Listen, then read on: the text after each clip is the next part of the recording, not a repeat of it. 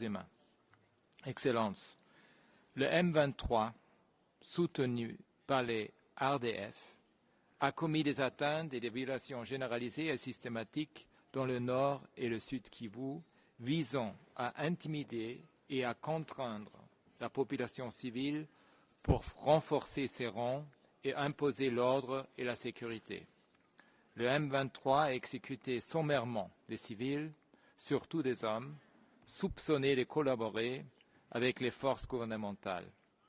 Il a tué des civils, y compris des enfants, sans raison apparente. En juillet, des membres du M23 ainsi que des soldats présumés des RDF et des civils armés de machettes ont massacré des centaines de personnes, principalement des membres de la communauté Hutu, dans 4 villages au Rutshuru. C'est l'un des incidents les plus meurtriers enregistrés depuis la résurgence du M23 en 2022. Au cours d'opérations de ratissage quasi quotidiennes, le M23 a systématiquement enlevé et détenu des milliers de personnes. Ces opérations visaient des membres présumés des forces armées de la RDC et les groupes affiliés, mais aussi leurs familles ou toute personne soupçonnée d'être liée à eux, ainsi que des membres de la société civile.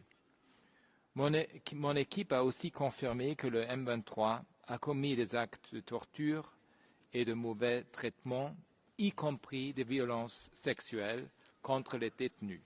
Certaines personnes ont été battues à mort ou sont mortes de blessures, d'asphyxie ou de faim et de déshydratation. D'après le témoignage, certains gardes étaient rwandais. Des milliers de civils, dont des enfants, ont ensuite été envoyés dans des camps dits d'entraînement où ils ont été soumis au travail forcé, à la servitude militaire et à d'autres formes de torture et de mauvais traitements. Le sort de centaines d'hommes, de femmes et d'enfants enlevés reste inconnu.